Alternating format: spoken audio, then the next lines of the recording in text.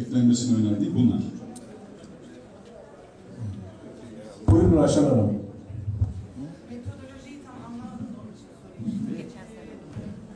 Tarihlemede 21 Mayıs sürgün ve soykırımına uğramış halkların diye bir tanımı vardı. Biz Ruda Samsun Derneği olarak Kuzey Kafkasya halkları olarak bir tanımlama açılmasını talep etmiştik. Bu uygun görülmeyerek çıkarıldı mı, yoksa bunun uygun görülüp görülmeyeceği genel kurulda mı değerlendirilecek? Aslında bu biz size ilk sunulan taslağa geri döndük şu anda. Bunu paylaştıktan sonra siz onu paylaşmıştınız. Onu göremiyoruz. Diğerinin üzerinden devam etseydik ama öneriyi değerlendirdik. Orada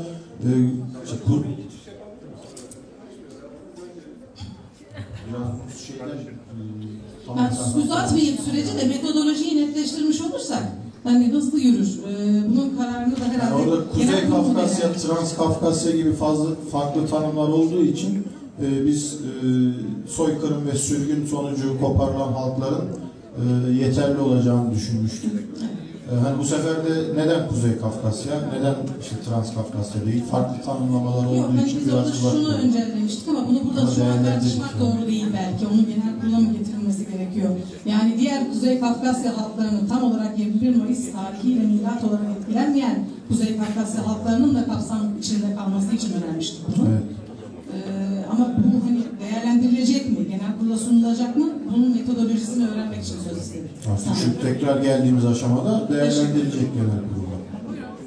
Yöntemle ilgili ben Raşan Hanım'ın sorusuna da cevap olur. Yönetim kurulu bu taslağı teklif ediyor. Şu anda bu öneri müzakere ediliyor. Aynı çalışmıyorlar. Aynı şekilde bu maddeyle ilgili kendi metnini öneri olarak sunarsa o da bu da oylanır. Hangisi daha çok oy alırsa tüze o madde o şekilde geçer. Yani yöntem olarak sorduğunuz... Başkanlar Kurulu'na gitti ya, bir daha önerge olarak... Ama bakın, ama o işlenmiş mi işlenmemiş mi diyor. Bir de onu görmemiz gerekiyor. İşlenmemişse bunun işlenmiş halini onaylamak gerekebilir. Teklif edilen bu. Hayır yok da. Yok da. Şimdi Raşan Hanım diyor ki onu kabul ettik. Bakın işlemek zorunda değilsiniz. Fakat sizin işlenmiş metin arkadaşlarda olmadığı için benim gönderdiğim metinler işlendi mi diyor. İşlendiyse bir sıkıntım yok diyor. Biraz önce anlattım ben işlenmediğini gerekçesiyle.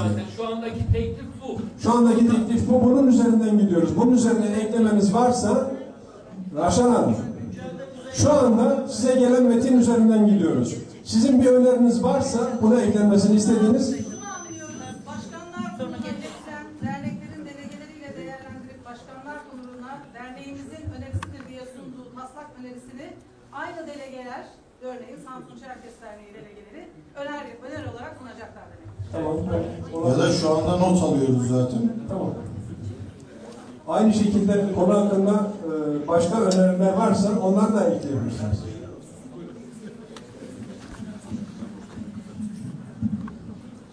Değerli arkadaşlarım, TÜZÜK derneğin anayasası mahiyetindedir. Anayasalarda ayrıntılar yer almaz. Genel hükümler herkesin okuyunca beğeneceği ve katılacağı maddeler yer alır. Ayrıntılar yasalarda belirtilir.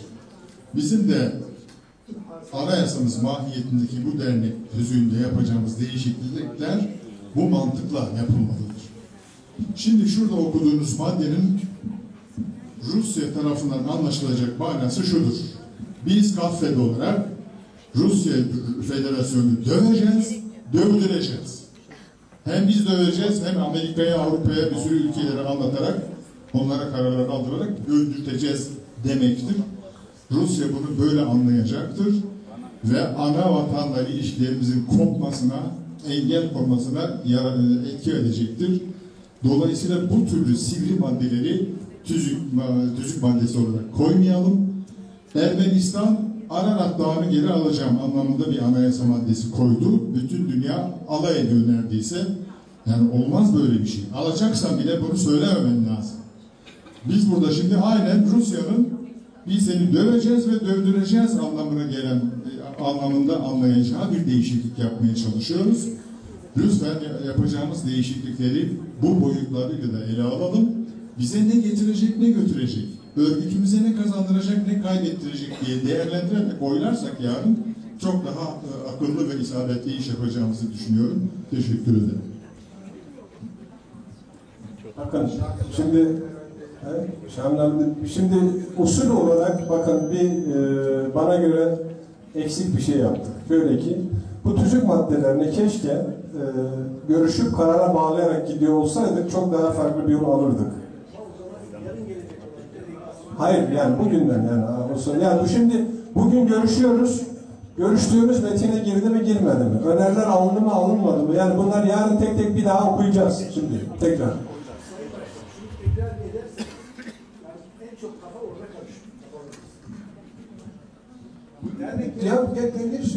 Çok özür dilerim.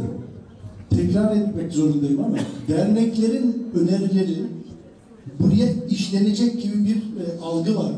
Öyle bir şey yok arkadaşlar. Derneklerin önerileri bu öneriyi hazırlayan zihniyetin önüne konuyor. Yararını, zararını, etkisini, olumsuzluğunu değerlendirip bizim kafamızın yettiği ölçüde buraya bir taslak getirdik. Bu taslağı reddedebilirsiniz. Ya da kabul edebilirsiniz. Ya da işte o öneri getirdik. Bizimki işlendi mi diye sürekli soran dernekler az evvel Rahşan Hanım'ın söylediği gibi kendi delegasyonuyla bir şey hazırlar, önerge hazırlar. Önergeyi sunar. O da 3. madde olarak oylanır. Hangisi kabul edilirse. Dolayısıyla şu işlenmiş maddeden bir kurtulalım lütfen. Hepinizin gönderdiklerini tek tek işlemiyoruz. Konu anlaşıldı Ümit Başkan. Madde Tamam. önerge verilir. Evet. Şamil Bey buyurun.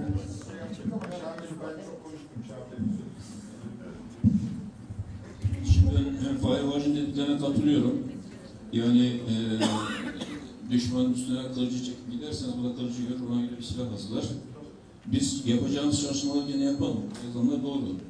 Ama bunları böyle ilan etmeden yapalım. Dolayısıyla tüzük maddesinin biraz madde 2 eski haliyle kalması bana göre doğru olur. Samsun görüş açıkladığı için ona da bir açıklama yapmak isterim. Şimdi Kuzey Kafkasya halkları dediğin zaman çok karmaşık bir şey. Sadece Dağıstan'da rivayete göre 7 ile 15 arasında halk var. Bu 7 ile 15 halk içinde Kafkasya kökenli avarlar var, Türk kökenli avarlar var, Kumuklar var. 40 tane var sayabilirim. Çeçenistan var. Şimdi bunların içinde bir de yukarıdaki madde var. 21 Mayıs 1864'te ölümsüzleşen mi? Nasıl? Sembolleşen. Şimdi 21 Mayıs 1864'te sürülen 2 tane halk var. Adiyeler ve Aprazlar. Evet. Yani şeyler yok. Lezgiler, Laklar, Tavasarınlar, Kumuklar falan bunlar yok. Orada savaştan bir şekilde rahatsız olan Kaan'ıyla, Karayoluyla gelenler var Türkiye'ye. Bunlar tekil şeyler göçler. Dolayısıyla bu Kuzey Kafkasya halkları ve 21 Mayıs'la sembolleşen halklar ayrı halklardır. Eğer dönüş olacaksa genel olarak ben tüzük maddesini hazırlayan arkadaşlara hitaben söylüyorum. Eğer biz bunu yapacaksak, mevcut haliyle kalacaksak, oynayacağız tabii yarın olur olmaz bilmiyorum. Altta 2. paragrafta demişiz ki 21 Mayıs 1864 Çerkez soykırım ve sürgününün tüm dünyaya tanıtılması. Burada demişim, bakın yukarıda da diyeyim. Yukarıda hani böyle bir tanım yapmayın. 2 eli 2 kulağı olan insanlar falan şeklinde dönmüş neredeyse. Onu demeyin. Ben şunu demişim. Kafkasya'dan 21 Mayıs 1864 tarihiyle sembolleşen soykırım ve sürgün sonucu Türkiye'ye gelmiş halkların kim bu halklar? Aşağıda yazmışım zaten Çerkesler. O zaman Çerkesler diye yazayım. Yani bu 1. paragrafta olan şeyi bunu bir tanım haline çıkarayım. Madem ki 3. paragrafta Çerkesler diye yazmışım, Çerkesler diye yazayım. Eğer o maddeye bu şekilde dönüştürmek istiyorsa tüzük komisyonu, tabii yarın oylarsa da bir şey, hiç olmazsa bunu yazmakta fayda var diye düşünüyorum. Teşekkür ederim.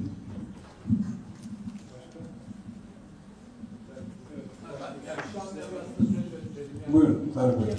Şamil abi aslında anlattı. Aynı şey. Yani birincisinde farklı Tamam. Tüzüğün hazırlanması aslında teknik bir konu. Dolayısıyla biraz önce Ümit Başkan'ın söylediği kapsamda öneriler veyahut da tüzükte yapılması gereken değişikliklerle ilgili olarak zaten bir komisyon kuruluyor. Komisyon önümüze mevcut ve taslak şeklinde bir şey koydu. Biz eğer bu mevcut taslağı kabul veyahut da red konuşmaları bu kapsamda yaparız veya ilave yapılması istenen herhangi bir şey olursa o anda oylayarak hızlı bir şekilde yol alırız. Yani benim oğlum bina okur, döner döner yine okur deyip bu konuşmaları yarın da yapmak durumundayız. Zamanı verimli ve etkin kullanmak durumundayız. Yani teşekkür ederim. Ben o yüzden dedim maddeleri okuyalım. Herkes notunu alsın. Zaten şu anda yani bir şey nedir? Kayıt tutmuyoruz. Evet. Yani varsa bir değişiklik öneriniz yarın gelecek zaten. Bu yani burada oylamaya yarın geçeceğiz. Bugün oylama yok. Hiçbir şekilde yok. En azından buradaki Haziran'ın bilgileri Evet. müzakere etmesiyle Evet. kazanalım. Mesela bu konuyu okudukça ya bu konuda şunu da işleseydiniz iyi olurdu veya işte şunu niye yazdınız gibi şeyler geliyor. Onlar güzel mesela. O şekilde devam edersek madde madde daha iyi yol alırız. Buyurun canım. Ben tabii anlamadım tam olarak neyi kastettiğini de. Yani bugünkü gündemimiz maddelerin görüşülmesi ve fikir teatisinde bulunması. Maddeleri yazdıysak maddelerle ilgili nelere itiraz ettiğimizi veyahut da neleri yanlış gördüğümüzü madde madde ifade etmek zorundayız. Bugün de yaptığımız bu. Bina okumak gibi bir şeyimiz yok. Ben inşaat mühendisiyim. Çok bina okudum. Tüzük konusunda bina okumaya ihtiyacım yok. Ama tüzük konusunda hakikaten çok çalıştım. Onun için bu tüzük maddesi konusunda da çok çalışmalarda bulunduğum için tüzük değişiklikleri nasıl yapılacağı konusunda birazcık bilgim var. Tüzük değişiklikleri öyle soktum çamaşır gibi çıkarttım şeklinde olmaması gerekir. Dolayısıyla bizim bu konudaki yapmış olduğumuz çalışmalarda bizim paylaşmamız gerekir.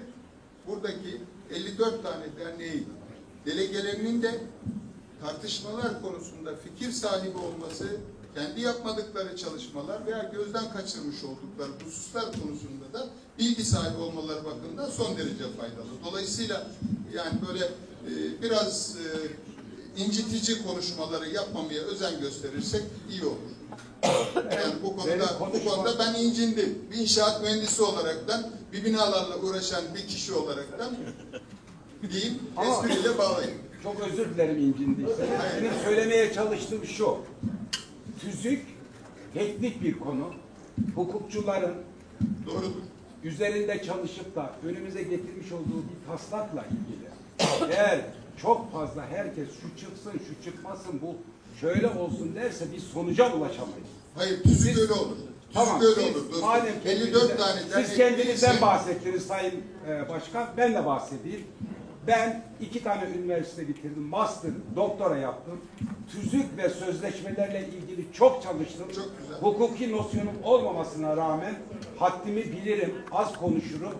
Söylediğim şeyi de aslında size yönelik değil de çok konuşarak herkes aklına geleni söylediği zaman biz yol alamayız. Gayet açık ve net.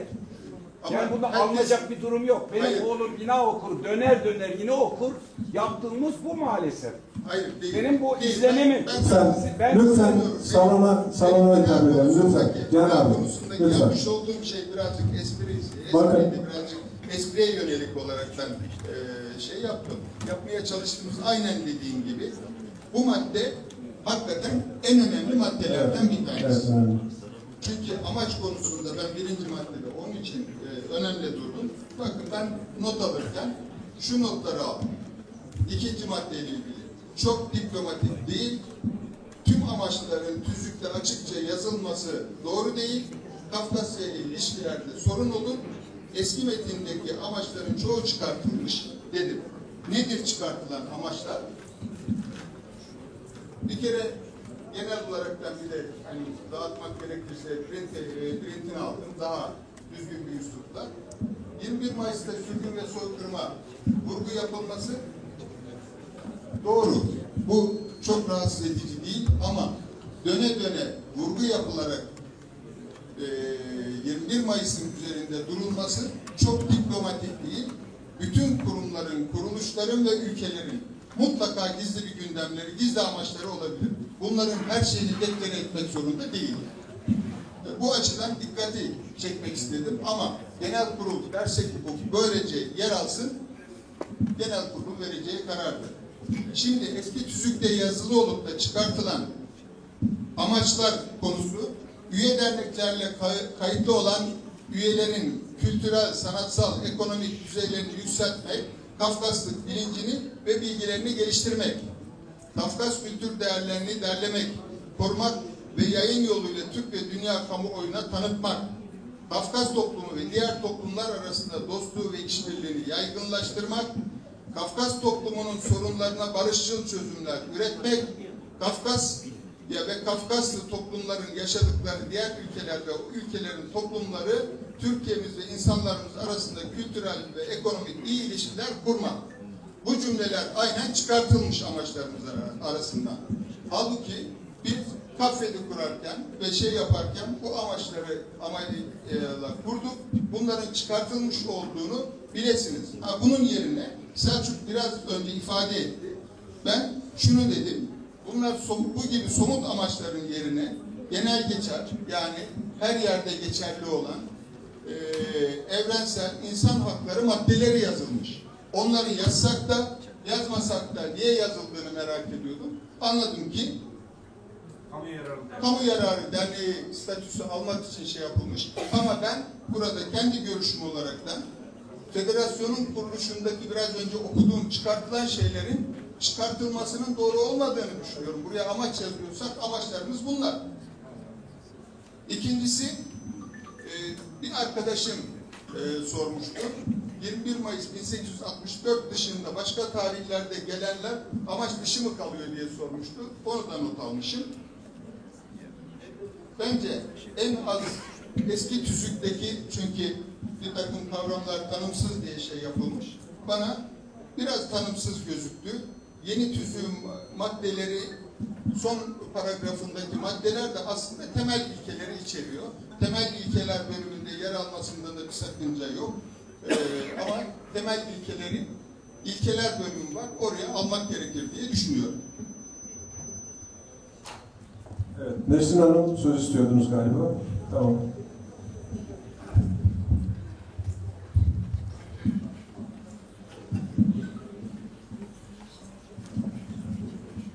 Ben birazcık daha işe politik bakmak istiyorum. Aynı şekilde Fahri abiye katılıyorum. Ama gerekçem yani Rusya bundan hoşlanmayacak meselesi değil de soykırım kelimesine biraz takılıyorum. Şunun için takılıyorum. Soykırımı kullandığımız müddetçe bakın daha yakında Rusya Ukrayna'nın başına ateşler yağdırdı. Ve ne oldu? İşte bir masum insan öldü. Şu anda orada da bir soykırım var. Dünyanın her yerinde soykırım var. Suriyeliler soykırıma uğruyor şu anda. Ve bütün dünyanın gözü önünde oluyor. Biz nereden, nasıl bir yardım bekliyoruz da bunu koyup tüzüğümüze kendimizi daha çok ön plana çıkarıp daha çok hedef tahtası yapmaya çalışıyoruz. Bence bunu biz zaten içimizde saklıyoruz. Bir kişiyi dahi öldürmek bana göre soykırımdır ama Birleşmiş Milletler'e göre soykırım değil. Yani dünya kurumları açısından soykırım olarak tanınmıyor. Bizim Çerkez sürgünü de soykırım olarak tanınmıyor ve muhtemelen tanınmayacak. Peki bunun sadece ideolojik olarak, sadece kendimizi rahatlatmak için mi koyuyoruz yoksa bu toplumun kâr etmesini mi istiyoruz? Yani yol almak istiyorsak bazı şeyleri içimizde saklayıp yol almamız gerektiğini düşünüyorum. Teşekkür ederim. Evet. Buyurun.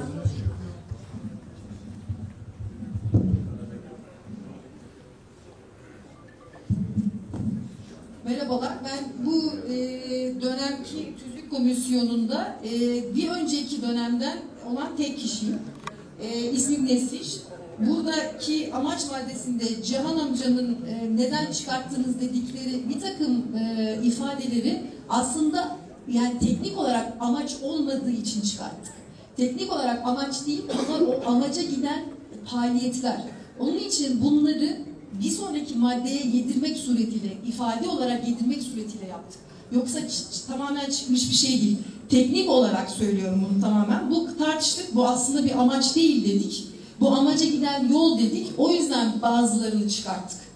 Şeyleri söylemiyorum yani hani bu 21 Mayıs bize gelen tekliflerde öncesinde gelen de vardı, sonrasında gelen de vardı. Neden bunu sadece 21 Mayıs'a indirgediniz dediler. Bunu biz çok uzun zaman tartıştık gerçekten. Çünkü çok zor, yazılması çok en önemli şey bu aslında. Burada da burada 21 Mayıs'ı sembolleşmesinden bahsediliyor. Başka bir şey bunun yerine koyamadık açıkçası. Çünkü en kapsayıcı ifade nedir diye düşündük. Bu Kafkaslılık kelimelerini çıkarttığımız zaman bir şey koyulması gerekiyordu. En gelişimli olarak düşündüğümüz için bunu yaptık. Yani bundan sonra yarın ne olur bilmiyorum ama amacı buydu. Onu anlatmak istedim sadece. Sanırım geçebiliriz. Bir sonraki maddeye geçelim. Bir düzeltme yapmak istiyorum. Buyurun.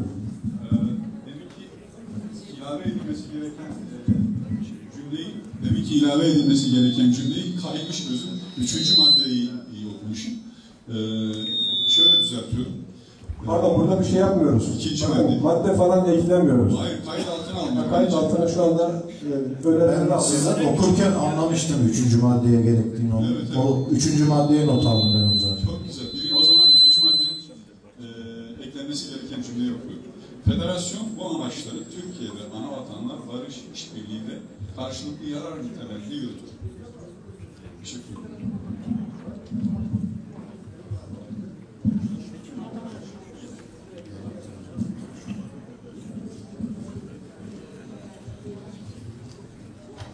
Üçüncü maddeye geçiyorum. Çalışma ilkeleri maddemiz. Burada da daha güncel ifadeler kullanmaya gayret ettik. Çalışma ilkeleriyle ilgili. Bazı şeyleri koruduk, anlayışı koruduk ama biraz daha güncel bir şekilde ifade etmeye çalıştık. Dedik ki federasyon bu amaçları doğrultusunda geleneklerimize, insan haklarına, hukukun üstünlüğü ilkesiyle evrensel hukuk kurallarına bağlı olarak anayasa, yasa ve ilgili mevzuat çerçevesinde demokrasi, katılımcılık ve çoğulculuk ilkelerinden ödün vermeden toplumu ayrıştırıcı, dışlayıcı ve çatışmacı hareketlerden kaçınarak çalışmalarını yürütmeye, faaliyetlerinde anavatanda yaşayan soydaşların hak ve menfaatlerini gözetmeye özen gösterir.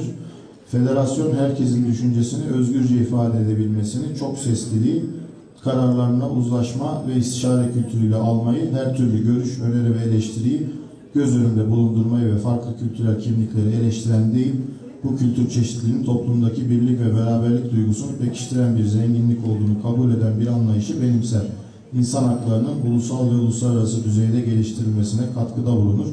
Bu amaçla kamu kuruluşları ve diğer sivil toplum kuruluşları ile işbirliği yapar.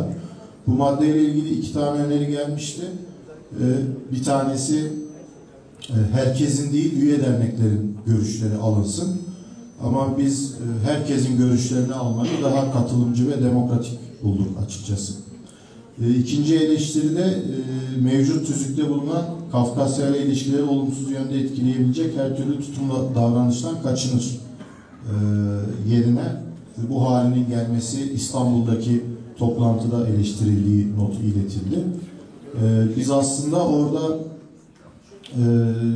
yazdığımız ana vatanda yaşayan soydaşlarının hak ve menfaatlerini gözetmeye özen gösterirlerken bu menfaatleri aslında onlar için onların olumlu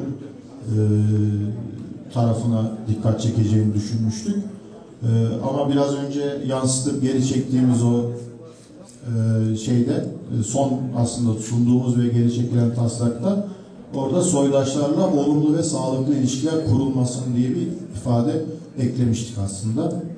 Ama eski taslağa geri döndüğümüz için burada onu göremiyorsunuz.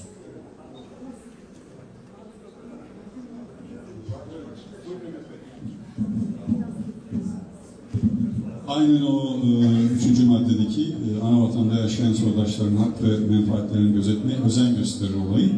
Ben de ayırmışım onu. O doğrudan doğruya kutsal olarak iş işlerine karışmak gibi oluyor. Her ne kadar özen gösterir sözcüğü biraz yumuşatıyorsa da onun yerine şöyle bir önerim var. Faaliyetlerinde ana vatanda insan hakları ve evrensel değerler çerçevesinde dayanışma gösterir. Şeklinde bir önerim var. Veya o cümleyi de tümüyle kaldırıp siz ikinci önerinizi bilmiyorum ama böyle bir önerim var. Bir de ilavesi demin yanlışlıkla söyledik. Ek bir paragraf. Federasyon kararlarını oluştururken ve faaliyet programlarındaki öncelikleri belirlerken çoğulcu ve katılımcı niteliği ile üye derneklerin görüşlerini alır. Üye derneklerin tüzüğe uygun önerilerini değerlendirmeye özen gösterir. Eklenmesini istediğim sözcük bu. Yöntemle ilgili eklemek istiyorum. 29 madde bu şekilde gittiğimiz takdirde biz yarın akşama kadar sadece tartışmasını yaparız. Değişime bile geçemeyiz. Bugün bence sadece yönetim sunduğu taslağı ve gerekçelerini anlatırsa yarın bütün tüzüğü madde madde tartışacağız zaten. Önerge varsa önerge sunulacak, tekrar konuşulacak. O zaman delegeler ve başkanlar tekliflerini sunar, oylamaya geçilir. Ama bugün 29 maddedeki değişiklik önerileri ve gerekçelerini anlatırlarsa biz de gece çalışırız, yarın konuşmalarımızı yaparız. Önergelerimizi sunarız, değişiklikler yaparız. Yoksa bu saatten sonra 29 maddeyi bu şekilde tartıştığımız takdirde yetiştiremeyiz. Teşekkür ederim.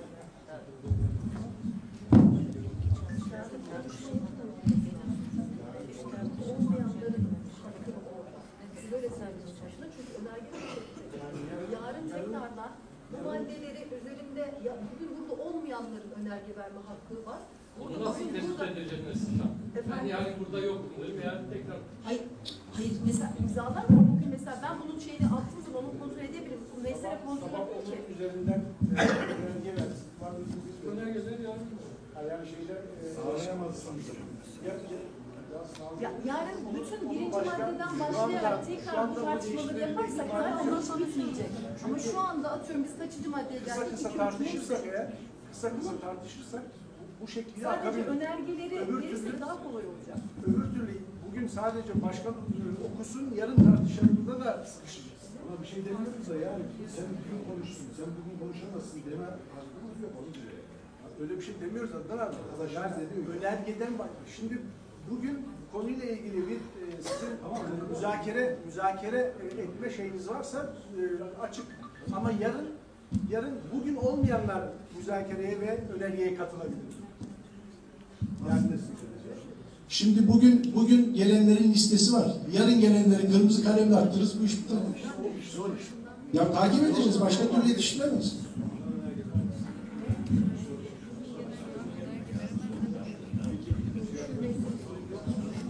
İyi de bugünkü maddeler şu olsun, eskisi olsun, bir kere değişti. Sen ne biliyor musun abi? Belki akşam bir yazacaksın, her öyle şey mi olur? Bugün konuşacağız. Yani burada bakın şimdi bu KAFET yönetimini biz seçtik. KAFET Genel Merkezi'ni belirledik. Bu arkadaşlarımız da bir tüzük tadil komisyonu hazırladı. Bu tüzük tadil komisyonunda derneklerden görüş alarak hazırladı muhtemelen. Daha sonra bir tüzük hazırlığı yapıldı. Derneklere döndürüldü. Derneklerden görüş istendi. Burada bir eksikliğimiz var. Bu görüş tekrar yansıtıldıktan sonraki hali hazırına sunulmadı. Şu anda onu değerlendiremiyoruz diye. Sıkıntımız burada bir tanesi. Bir de hangi maddeler değişti net göremiyoruz bu nedenle. Yani bu zaman darlığı nedeniyle KAFET yönetimi şu anda bu imkanı sağlayamadı bize. Bu gözüküyor. Bunun üzerine maddeleri görüşüyoruz şimdi. O da mesela Can abi de dedi ki ben dedi kamuoyuna açılan halinin üzerinde çalışma yaptım. Dolayısıyla sizin istediğiniz şeyi göremiyorum dedi. Bu nedenle genel merkezde dedi ki size bu taslak üzerinden gidelim. Aynı şekilde önerileriniz varsa bunun üzerine ilave çalışılmış ya. Yani bütün derneklerde çalıştı bildiğim kadarıyla. Bunları burada dile getirin. Yarın kısa red şekliyle okuruz. Gerekiyorsa yani bunun üzerinden mi görüşme yaparız? Ne yapalım? Aslında tek tek görüşülüp hepsi gitmesi gerekiyor. Ama bugün mesela bu öneri komple reddedilmişti. Tüzük değişikliğini komple kaldıralım diye oylanacaktı. Fakat geri önerge çekildi. bu genel kurulun bu tüzük üzerinde biraz pişmesi gerekiyor. Ben o yüzden biraz daha tartışmaya şey yapıyorum. İnsanlarımız biraz tüzüğe sahip çıksın. Ha. Tüzükle ilgili çalışma açıldı. Evet. Evet, onu dergiye çalışıyoruz. Tamam. 2 güne yaydığımız için normaldir, sabah açıkladık, teknik olarak nereye gittik, genel kurul açıldıktan sonra Haziran'da çalıştık. Evet. Biz dedik ki, ya gelenlerin de hakkı ve hava olmasın. Onlara da zemin sağlayalım dediğimiz için biz bugün tartışıp yarın oylamaya geçelim. Ve gelenler de A derneği, ya ben dün gelemedim, bugün şöyle bir önerim var dersen onun önerisini alalım. Ama bugün maddeler üzerinde müzakere edelim, yarın oylayalım dedik. Yani bunu tekrar niye şunu yapalım? Biz de bir seviyoruz, söyleyeceğiz. Zaten madde geçiyoruz şu an. Buyur Serhat abi. Başkanının görüşlerine katılıyorum. Yani bu tüzük çalışmasına başladık, döndük, tekrar bu tüzük çalışmalarını değerlendirme, ekleme, çıkarma konularını yeniden başladık. Bu süreçte harcadığımız zaman başlandığı gibi devam etseydi şimdiye kadar birkaç maddeyi herhalde tamamlamıştık. O nedenle başladığımız şekilde devam eden O zaman daha seri olarak okuyorum. Zaten en son konulardan bir tanesi buydu herhalde. Bundan sonrası biraz daha seri gider diye düşünüyorum. Buyurun. Tamam. Bunu yazmadığımız sürece 50 tane öneri gelecek, 50 tane öneri oraya yazılacak. Yarın gene aynı şeye başlayacak. Maddeyi mümkün olduğu kadar en azından çok az değişebilecek şekilde yazarak gidersek, 20 tane de kalsa işimiz daha kolay. Şu anda bir şey yazmıyor. Herkes konuşuyor, oraya yazıyor. Ne olur? 50 tane yazılmış oluyor. Zaten o yapılmış mı yani?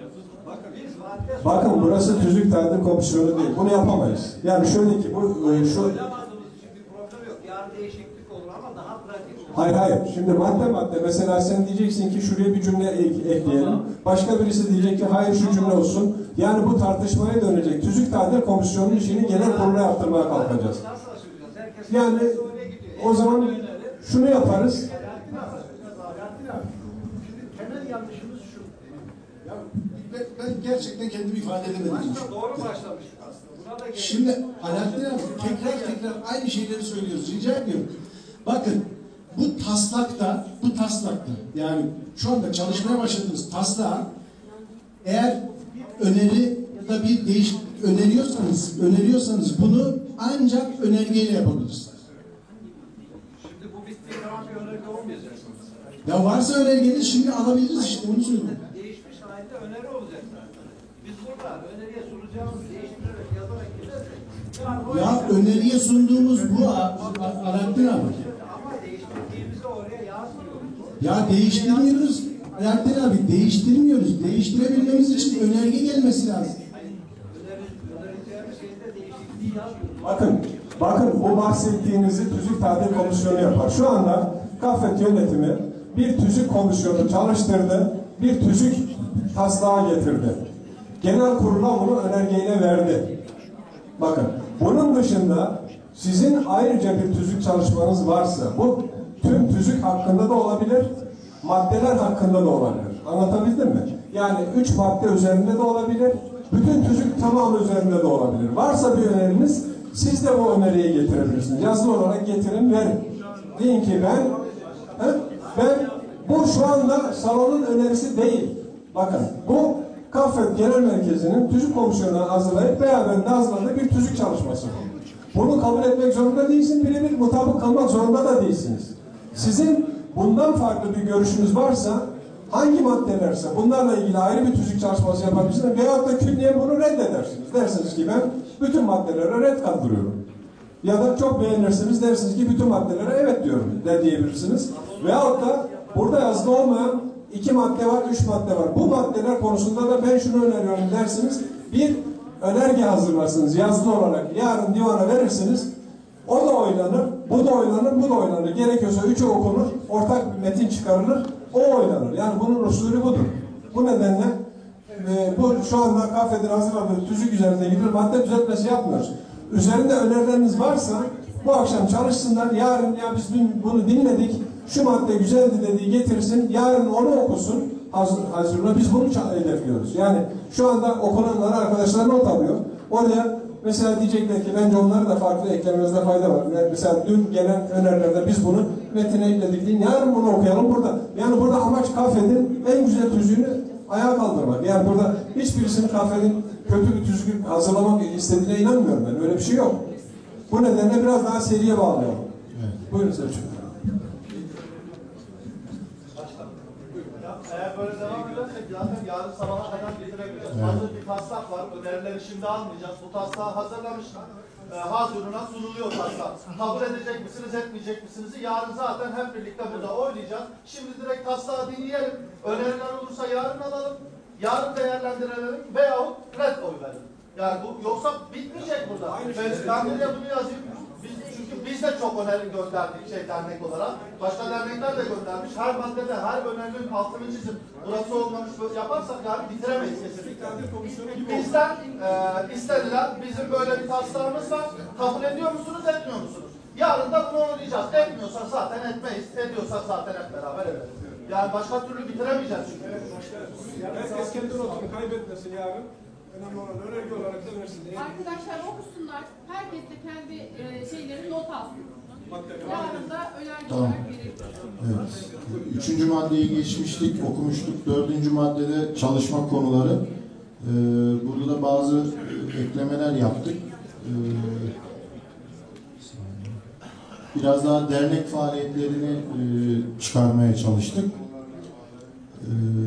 Bazı ek maddeler, mesela burs, ana vatanda okuyan öğrencilerin bu yıl burs çalışması başlatmıştık bildiğiniz gibi. Onun bir yasal sorun çıkarmaması için tüzüğe yazdık. Dönüş ve ziyaretleri teşvik etmekle ilgili bir ana vatanda eğitim görme, yerleşme, çalışma, ekonomik ve toplumsal yaşam gibi konular hakkında bilgilendirici dokümanları hazırlamayı ekledik. Bir de gelir elde etmek amacıyla ticaret, o zaten vardı. Yani çok fazla bir değişiklik olmadı. Birkaç tane ileride ihtiyacımız olabilecek şeyleri de ekleyerek bir değişiklik yaptık. Bunlardan da en başındaki dediğim gibi burs geliyor.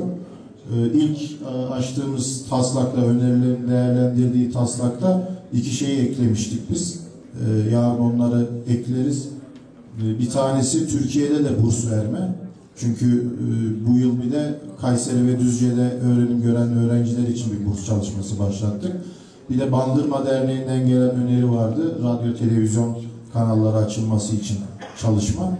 Onu eklemiştik. Önerilerin gelinmesinden sonra. Burada olmayan o iki husus var. Beşinci madde, üyelikle ilgili hükümler. Burada çok fazla değişiklik yapmadık. Biraz daha A, B, C diye ayırarak daha bir sistematik hale getirdik sadece. Burada bir değişiklik, Türkiye'de faaliyette göstermekte olan ifadesi vardı. Bu da Başkanlar Kurulu'nda yaptığımız sunumda başkanlarımız Türkiye dışında bir derneğin üye olmasında yasal bir engel olmadığı için tüzüğümüzde de bu durmasın dendi. Başkanlar Kurulu'nda da ittifak edilince biz onu buraya aldık. Evet, yurt dışındaki bir dernek kahvede üye olmak isterse mevzuatta engel yok yasada. İçişleri Bakanlığı izin verirse olabiliyor. Ama tüzüğümüzde Türkiye'de faaliyet şartı vardı. Başkanlar onu da kaldıralım diye görüş bildirince onu kaldırmış olduk.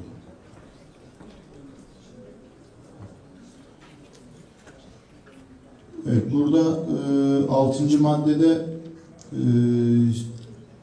federasyon üye derneklerin hak ve ödevleri var. Burada bir giriş cümlesinde eşit haklara sahipleri çıkarıp biraz daha açtık.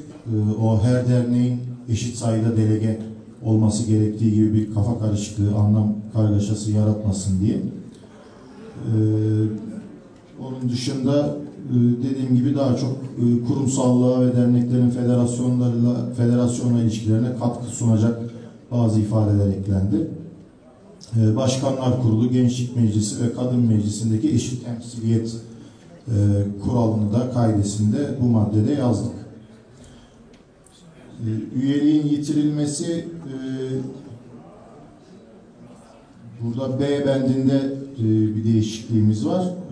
Buraya tabii şeyi yazdık, ekledik. Normalde zaten bir kural, ayrılan derneğin üye aidat borcu varsa ödemesi gerekir. Ama en azından burada onu tekrar edelim.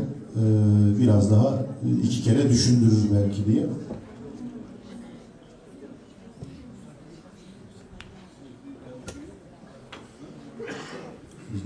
C bendinde bir başkanlar kuruluna yeni bir yetki verdik. Pardon, söyleyecek bir saniye. Ümit Bey hatırlattı. Yani konular hakkında görüşünüz varsa ben sormayı unuttum ama kaldırırsanız. Öyle mi? Yarın tartışılsın diye bir önerim geldi. Hayır, tartışma değil. Bakın. Arkadaşımız sesimizi çıkarttı. Tartışma değil de yani şu da olsun diye düşünceniz varsa açıklarsanız. Hayır, madde üzerinde müzakere edilecekse hızlı geçiyoruz. Üçüncü maddeyle ilgili kaçıncı maddeye gittik? 6'yı bitirdik. 7'deyiz. Ümit Bey, siz salon 19'da kapanıyor dediniz. Biz 19'a şartlandık. 3, 4, 5. Yani şimdi 19'a kadar yetişebilecek yöntemimiz bu. Yani şöyle, bugün müzakere edelim. Evet. Yani edelim. Yani zaman sıkıntımız yoksa açacaksak devam edelim. Ben buradaki notlarımı vereyim arkadaşlar. Müzakere ettiğimize göre izninizle. Uygun mu? Yani bir tek senin mesela Ümit'te de var. Başka? Derneklerin gönderdikleri. Şimdi bunu mesaj'a de şey yapacağım, göndereceğim yaptığım çalışmayı. Birincisi, 3. maddede çok önemli bir değişiklik var. Bu beni şahsen rahatsız ediyor. 3. maddedeki bu federasyonun Kafkasya ile ilişkileri olumsuz yönde etkileyecek her türlü tutum ve davranıştan kaçınır. Bu ilişkileri geliştiren ya da olumlu etkileyen girişimleri destekler cümlesi olduğu gibi çıkartılmış. Bu madde bizim derneğin ilkeler diye belirlediği, üzerinde 2 sene çalıştığımız, başkanlarla istişare ederekten çalıştığımız ilkelerinde de açık açık yazılmış. Ben şahsen bunun kaldırılmış olmasını doğru bulmuyorum. Yani işin şunu demek istemiyorum ama bir taraftan da söylemek zorundayım. Yani burada bu tüzüğü hazırlayan arkadaşların veya yönetimin Kafkasya'ya bakış açılarıyla ilgili bir siyasi görüşlerinin yansıması olarak da okumak mümkün bunu. Dolayısıyla beni şahsen bu rahatsız etti. Üye derneklerinin bu konuda dikkat çekiyorum ve bunun yerine bulunan anavatanda yaşayan soydaşların hak ve menfaatlerini gözetmeye özen gösterir sözcüğünün de biraz oraya yönelik bir müdahaleci bir anlam içerdiğini düşünüyorum. Bunun da bizim görev ve yetkimiz içerisinde olmadığı, bunların eşitlik ilkesi içerisinde gitmesi durumunu olması gerektiğini şey yapıyorum. O zaman Kafkasya'daki herhangi bir şeyinde veyahut da DSB üyelerinin de aynı şekilde bizim hak ve özgürlüklerimize, bir takım şeylerimize müdahale etmesi gibi veyahut da bildirilerle vesaire bir takım siyasi çalışmaların içerisine girmesi gibi bir anlam içerdiğini düşünüyorum. Bu hususa dikkat çekmek istedim. 4. madde, 4. maddeyi de okuyabilir miyim? Geçtiğimiz için. Yani en hassas 2 tane bir çıkartılan cümle ve 3. maddede ilave edilen cümleyle ilgili çekincelerim var. Onun dışında genel olaraktan insan hakları, hukukun üstünlüğü, evrensel hukuk kuralları ve diğer şeyler son derece normal görüyorum. 4. maddede çalışma konuları, çalışma alanları çoğunlukla korunmuş. Yapılan değişikliklerin gerekçesi geçerliliğini yitiren, federasyonu dernek hüviyetine sokan kelime ve ifadeler çıkartılmış. federasyonu olması gerektiği gibi hak temelli bir platform olmasına yönelik veya ihtiyaç olduğu düşünülen bazı hususlar eklenmiş, bazı hususlar güncellenmiş veya sadeleştirilmiştir deniliyor. Yani ikisinin arasındaki fark olaraktan böyle bir şeyin yapıldığı söyleniyor. Bu çerçevede federasyonun açıkça hangi katkı sunacağı veya gerekli çalışmalar yapacağı ifadeleri imkanları çerçevesinde katkılar sunar. Yani daha önceki maddelerde açık ve net federasyon onu yapar, bunu yapar, dernekleri destekler şeklinde çok net derneklere yönelik ve federasyon yönetimini de yükümlülük altına sokan ifadeler vardı. Bunların yerine imkanları ölçüsünde yapar dediği zaman bu şunu veriyor. Yani yapmak için çabalama zorunluluğu veya görevi yerinde imkanım yok, kusura bakma gibi bir noktaya getirmesi söz konusu. Yani cümlelerden o çıktı. Yani orada şöyle bir şey yapılabilir abi. İmkanların nispetinde değil de destek verir diye geçiyor. Evet, evet. Yani onlardan şey yapıyor. Not alıyor arkadaşlar. Şimdi maddeler üyelik konusunda kurucu üyelik bölümü çıkartılmış. Çok önemli bir değişiklik yok. Önemli bir not almamışım. 6. maddeye geldiniz, okudunuz mu? Evet. 6. maddede de üye derneklerin hak ve görevleri maddesinde yeni madde olabilir. Üye derneklerin başkanlar kurulu yanında yeni tüzük ile oluşturan Gençlik Meclisi ve Kadın Meclisi'nde eşit temsil edileceği de ilave edilmiş. Yani o da çok önemli, itiraz edilecek bir takım hususlar değil. Benim yaptığım çalışmaya göre. Ama benim yaptığım çalışmalar neticede benim görüşlerimi yansıtıyor. Sizleri bilgilendirmek amaçlı sizin dikkatinizi çeken başka hususlar varsa tabii onları bildirmekte sizin şeyiniz, yani toplantıyı, gündemi yönlendiriyor olmaktan ziyade bu çalışmaları hasbelkader yapmış birisi olarak da sizlerle paylaşmış oluyorum. Teşekkür ederim. Şöyle yapalım mı? Bakın Cihan abinin elinde bir taslak var, Ümit'te var. Bunun haricinde tüzük üzerinde çalışıp da taslağa ulaştırıp da görmeyen varsa Selçuk maddeleri okusun seri bir şekilde, geçsin. Cihan abi gibi bu şekilde toplu olarak Ümit gibi kendi görüşlerini ifade etsinler. Zaten oylamayı yarın yapacağız. Yani ayrıca görüşünüz varsa, tüzük maddelerine ilave etmek istediğiniz bir şeyler varsa yarın da verirsiniz buraya genel kurula. Onu da oylarız. Buyurun Vacip Bey. Yazılıysa şimdi de alabiliriz. Evet. İşin hukuki kısmıyla ilgilenmiyorum demeyeceğim, anlamıyorum. Ancak fiziksel şartlar ve fiziksel gelişmelerle ilgili bir şey söylemek istiyorum. Bu işin böyle bitmesi mümkün değil. Ben şunu önermek istiyorum. Şimdi tüzükle ilgili çalışan insanlar belli ki tüzüğe kafa yoran insanlar. Bu tüzüğü hazırlayan 6 tane arkadaşımız telefon numaralarını yansıtsınlar. Bu işe kafa yoran arkadaşlar da maddeler hakkındaki görüşlerini bildirsinler. Yarın buraya verildiğinde eğer ki bu önerilerini bu 6 arkadaşa sunan arkadaşlar görüyorlarsa kendi taleplerini orada karşılığını bulmuşlarsa geçmiş demektir. Onun haricinde ben teknik anlamda değil de fiziksel anlamda bunun başka yolun olduğunu düşünmüyorum. Teşekkür ederim. Önerileri tüzük çalışma komisyonuna bildirsinler. Ya ben gene saygısızlık olsun istemiyorum ama bu tüzükle ilgili Ankara Derneği bizi çağırdı. Delege olarak. Bize tek tek anlattılar. 4 saat vakit harcadık biz buna. Oturduk üstünde tartıştık. Delegeler olarak. Yani böyle önerilerimiz varsa niye Ankara Derneği'nde biz bunları söylemedik? Aynı zamanda Ankara Derneği üyelerini de çağırdı. Hem DÇB konusuyla ilgili hem de bu tüzükle ilgili görüşlerinizi paylaşın dediler.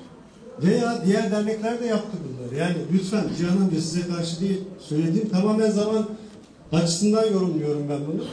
Hem verimli olması açısından hem de doğru bir şey çıkması açısından. Kesinlikle tüzük tartışılması gereken bir şeydir. Katılıyorum ama burada bu şekilde bitmez bu. Bitemez. Bir de kesinlikle haklısınız ama tek yani böyle şeyler yapıldı. Ankara Derneği bu yükümlülüğünü yaptı diye Türkiye'deki dernekler böyle bir şey yapmamıştır. Yani. Bunu değil mi? O yüzden yani tamam da ya ben de gittim 4 saatimi Nesiciler vardı, Selçuk Bey vardı. Anlattılar. 19 kişi oturduk. Tek tek bunları inceledik ya. Fikirlerimizi söyledik. Not aldılar. Oraya yazdılar. Aynı şeyi Ankara Derneği de yaptı. Niye biz burada bir daha yapıyoruz? Önerimiz ne? Ya önerimiz, yani madem böyle önerileri var, yani bağışların dediği olabilir. Ama şu an olmaz artık. Olamaz yani. Şimdi nasıl yapmamız? Yani şöyle mi olsun? Yani bu hazırlanmış tüzüğü oylayalım, kabul edenler Bakın fiziksel olarak ben kendi durumumu izah edeyim. Bu genel kurulla ilgili haberi aldıktan sonra gündem nedir diye derneğin sitesine girdim. Derneğin sitesine girdiğim zaman derneğimiz web sayfası yeniden yapılanmaktadır şeyinin altında gündem vardı. Ve ekinde de tüzük ekindedir diye bir ibare vardı. Ben ekine ulaşamadım. Arkadaşlardan rica ettim. Eski başkan Yıldız Hanım'dan rica ettim. Ya ekinde var diyor ama ben ulaşamadım. Nereden bulurum diye. Sonunda sağ olsunlar bana 15 gün öncesinden zaten ilan edildi. Benim tüzük değişikliğiyle ilgili, gündemle ilgili bir bilgim yoktu ki 15 gün sonrasında, 15 gün öncesinde bu haberi aldıktan sonra ben arkadaşlardan rica ettim. Bunları topladım. Tek tek 2-3 gün üzerinde çalıştım. Notlarımı çıkarttım ve benden zaten onur kurulu üyesi olaraktan gelip de bizim önerimiz şudur budur genel kurula çağrılmışız. Genel kurulda bunları görüşeceğiz denmiş. Genel kurula hazırlandım, geldim. Başka ne yapabilirsin ki? Yani şimdi burada yani şuna geleceğim. Yani bir suçlama olarak addetmedim ama fiziksel olaraktan geldiğimiz durum bu olduğu için yapılmış olan bir çalışmanın nasıl değerlendireceğiz, bundan sonra nasıl gideceğiz, bu elimizdeki yapılan çalışmaları buraya nasıl katkıda bulunacağız? Fiziki koşullar şey değil, neticede Allah'ın emri değil. Bugün bitmez, yarın bitmez. Bütün şeylerimizi toparlarız. Tüzükler bir sefer yapılır. Tüzüklerin yapımı için deriz ki arkadaşlar bunların konu şeyinde bir çalışma yapın. Ya bir yeni genel kurulu yaparız. Sırf tüzük maddelerini tartışacağımız. Yani bunun çözümü var. Dolayısıyla çok kendimizi strese de sokmayalım. Tüzük maddelerini tabii müzakere edeceğiz. Yapılan çalışmaları iyi değerlendirelim. Haberi olmayan yeterli çalışmayı ihmal etmiş olan diyeyim. Derneklerimiz de bilgilensin. Onların da katılımı sağlansın. Ve bir tüzüğümüzü doğru dürüst yapalım. Ben not aldım burada. Yani bu tüzük bu şekliyle geçerse iyi çalışılmadan bir sene sonra derneklerin yarısı dökülür. Dökülmesin diye ondan sonra gelecek yöneticiler her genel kurula ya bu madde olmadı biz bunu yaptık ama iyi niyetle çalışmıyor hadi şunu değiştirelim yumuşatalım diye inanın her genel kurula bir tüzük değişikliği maddesi gelecek. Onun için 30 yıldır katılıyorum. bu tüzük meseleleri hep konuşulur. Onun için çok ciddi bir meseledir. Benim eleştirdiğim konu çok başka bir şey. Farkındayım. Ben sadece şunu anlatmaya çalışıyorum. Yani Federasyon Yönetim Kurulu bütün derneklere bu şeyleri göndermiş. Dernekler de üyelerini çağırmış. Gelin bunu tartışalım demişler. Lütfen sizin özelinizde olmasın. Ben o merkezli olarak değerlendiriyorum. Böyle bir haddim yok. Yani size karşı. Lütfen yanlış anlamayın. Yani ben burada onu sorguluyorum şu an. Böyle bir şey olabilir mi? Yani bir sürü insan geldi oraya ve biz yol alamıyoruz. Şimdi yine yol alamıyoruz. Lütfen devam edelim. Bakın gene yol alamıyoruz şimdi başkan da dediği gibi. Bunu bir okuyalım. Hiç olmazsa genel kurulda biz taslak halini okumuş olalım. Şu anda web sayfasında da taslaklar mevcut. Yarın oynayacağız zaten bunu. Arkadaşlar bir tüzük değişikliği yapılıyor. Bu tüzük değişikliği ona göre buna göre şöyle uygulanır böyle uygulanır diye tartışılmaz. Yani bugün yaptığımız bu tartışmanın hiçbir anlamı yoktur. Hiçbir getirisi yoktur bize. Tüzük okunsun. Çalışan arkadaşlarımız yeni önergeleri olan tüzük maddeleriyle ilgili önergesi olan arkadaşlarımız da sunsunlar. İster şimdi sunsunlar, ister yarın sunsunlar. Oylama yapılsın. Oylamada hangi madde, hangi şekliyle kabul ediliyorsa, öngörülüyorsa geçsin arkadaşlar. Biz yarın değil, bir hafta çalışsak bu yöntemle bu tüzüğü oylayamayız. Gerçekten oylayamayız. Bugüne kadar şu anda bakın 7'ye 5 var. Sendika Genel Merkezi'nden uyarı geldi. Saat 7'de salonu boşaltmamız yönünde. Bu nedenle seri bir şekilde maddeleri bir okuyalım. Yani sözün sonu bitmiyor. Yani bu nedenle özür diliyorum. Buyurun lütfen. Selçuk devam edelim. Biz seri bir şekilde okuyalım. Zaten görüşmeler yarın devam edecek. Yani bir söyleyeceğiniz bir şey varsa. Şu anda oylanan bir şey yok. Kabul edilen bir şey yok. Lütfen genel kurul tüzük komisyonu hazırladığı tüzüğü bir salonda deklare etsinler. Bunların kendi önergeleri bu. Ha siz katılıp katılmama durumunu yarın göstereceksiniz zaten bunun. Varsa yarın görüşmeler devam edecek ayrıca. Bu nedenle seri bir şekilde bugünü bir bitirelim. Yarın inşallah sağlıklı bir şekilde devam ederiz. Buyurun. Seri bir şekilde okuyorum. Önerilerle eklediğimiz öneriler üzerine eklediğimiz değişiklikleri de söyleyeceğim. Burada sunduğumuz taslakta olan. 7. maddede kalmıştım. Burada bir C bendinde Başkanlar Kurulu'na bir şey verdik. Yeni bir yetki veriyoruz. Herhangi bir şekilde federasyon üyeliğinden ayrılan derneklere tekrar federasyona üye olmak istediğinde Başkanlar Kurulu'nun onayına sunacağız. Yani ihraç edildiyse veya üyelikten ayrıldıysa bir dernek tekrar federasyon üyesi olmak istiyorsa başkanlarımızın, üye derneklerimizin onayını isteyen bir şey yaptık. Onun da amacı Başkanlar Kurulu'nun daha işlevsel hale getirmek.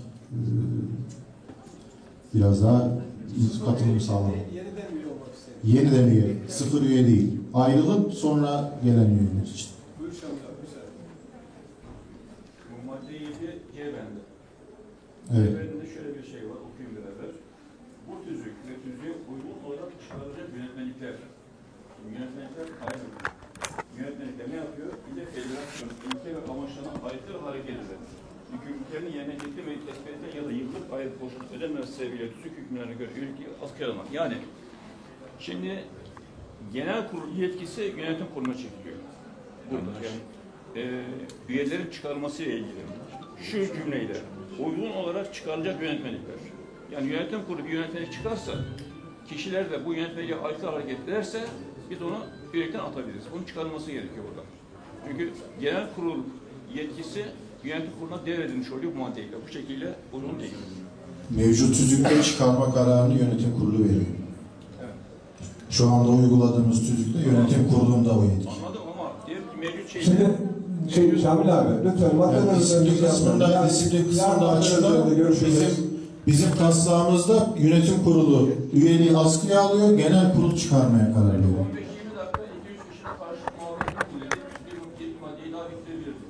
Şimdi mevcut tüzük şöyleydi olması yeni maddenin hatalı olmasına getirmez. Biz yeni maddeyi tartışıyorsak bu öneridir. Ve bana göre doğru bir öneri. Çünkü bu şekilde genel kurul yetkisi yönetim kuruluna geçiyor. Bu yanlış, bunu değiştirmesi lazım. Tamam. Biz notumuzu aldık ama ben izah etmek için söyledim. Yani taslakta yönetim kurulu ihraç etmiyor. Tüzük taslağında. Genel kurulda. Sadece askıya alma. Yanlış mı oldu?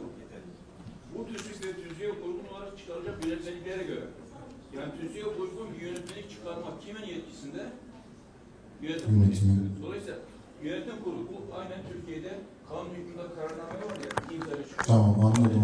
Anladın değil mi? Anladım. Yönetmelik çıktığı zaman bu yönetmeliğe göre aşağıdakilerin hepsini yapabiliyorsunuz. Tüzüğe göre değil. Ne demek istediğinizi anladım ben. Geçiyorum o zaman müsaadenizle. 8. madde federasyon organları. Burada ikiye ayırdık. Zorunlu organlar, diğer organlar diye. Başkanlar Kurulu zaten tüzüğümüzde vardı. Organlar içinde de saydık. Onur Kurulu, ismi Onur Kurulu ama fonksiyonu, görev ve yetkilerine baktığımız zaman disiplin kurulu vazifesi görüyordu. Onu disiplin kurulu olarak işledik. Diğer organlar içerisine de yürütme kurulu, başkanlar kurulu, danışma konseyi, gençlik meclisi ve kadın meclisini ekledik. Hızlıca ben diğer maddelerde vakit kaybetmemek adına isterseniz açıklayayım bu yeni organları. Yürütme kurulu aslında fiilen uygulanan, işte benim daha önce görev yaptığım YK'da küçük YK, büyük YK diye iki ayrı grup vardı. Ankara'dakiler daha sık toplanırdı. Şu anda biz de belli bir yürütme kurulu gibi çalışan bir grup olarak çalışıyoruz ama tüzükte yeri olmayan bir şeydi. Tüzükle sınırlanan sınırlar içerisinde, belirlenen sınırlar içerisinde yönetim kurulu bazı yetkilerinin devredebildiği, daha hızlı karar alınmasına amacıyla konulmuş bir organ yürütme kurulu. Danışma konseyi de bizim istişare organımız aslında başkanlar kurulu ama daha komplike meselelerde veya uzmanlık isteyen meselelerde yönetim kurulunun danışması için bir danışma konseyi oluşturduk. Federasyon başkanlığı yapmış kişileri de doğal üyesi olarak kabul ettik. Onun dışındakileri yönetim kurulu belirleyecek ve kamuoyuna da açıklama zorunluluğu getiriyoruz. Gençlik Meclisi hali hazırda var. Ek madde olarak düzenlenmişti. Biz onu organların içinde bir madde olarak düzenledik. Bir de Kadın Meclisi'ni eklemiş olduk. Şimdi 9. madde genel kurulun oluşması. Valla ben şey olmayınca divandan uyarı gelmezse devam edeceğim. Hepsini bir bitirsin lütfen. Zamanımız kalmadı. Salonu kapatın diye uyarı var. Madde yok. Bitirsin. Notunuzu alın. Hepsine bir açıklama yap. Tamam. Okumayı kendiniz yapabiliriz. Eğer okuma olacaksa.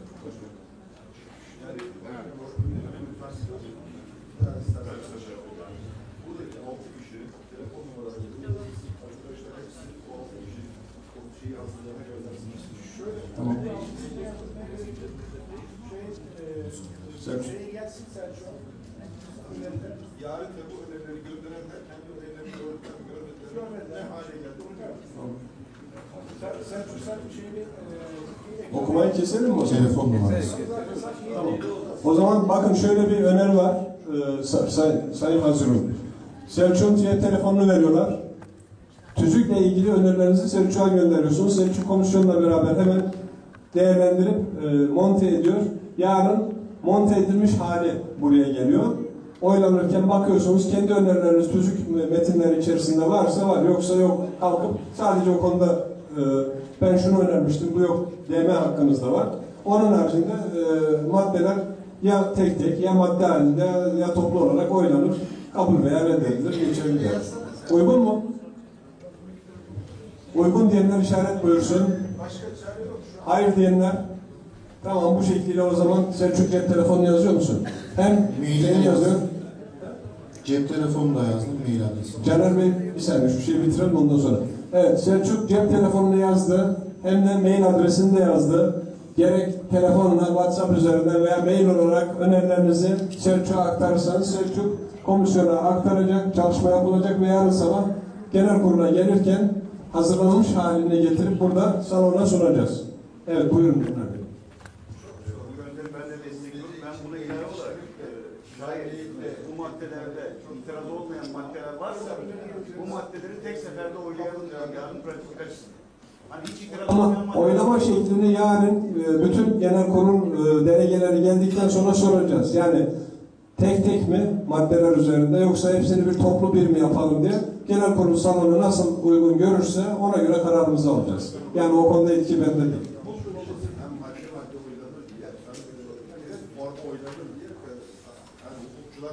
hem madde oylanması lazım hem de yani o bizim elimizde değil.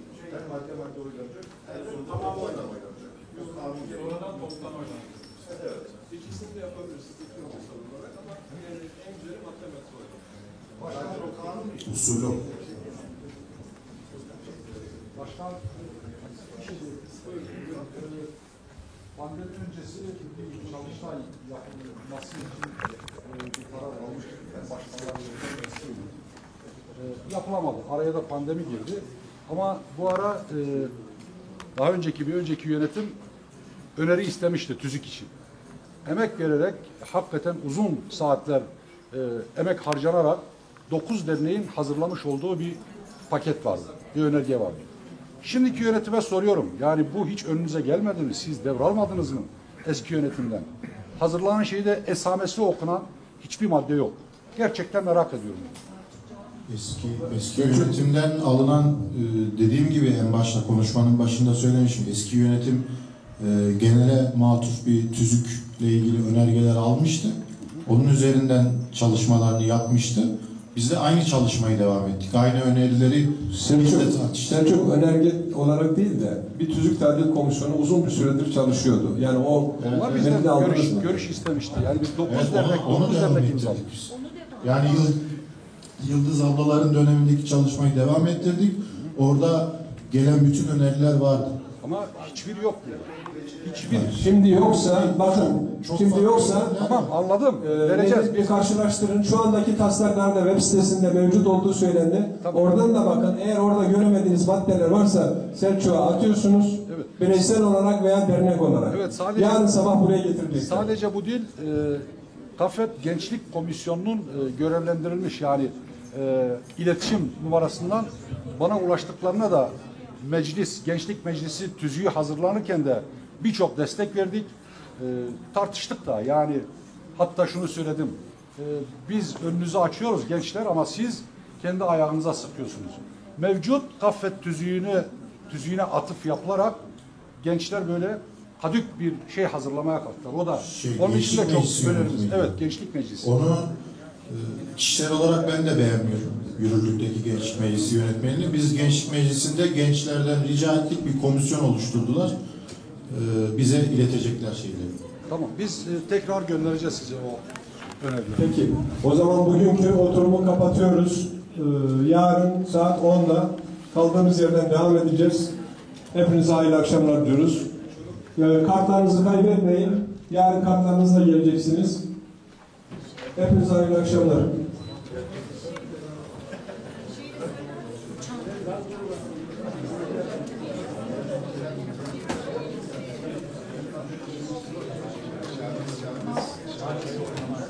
Yarın sabah geldiğimizde herkes genel kurul hazırın üstesini imzalayabilirsin.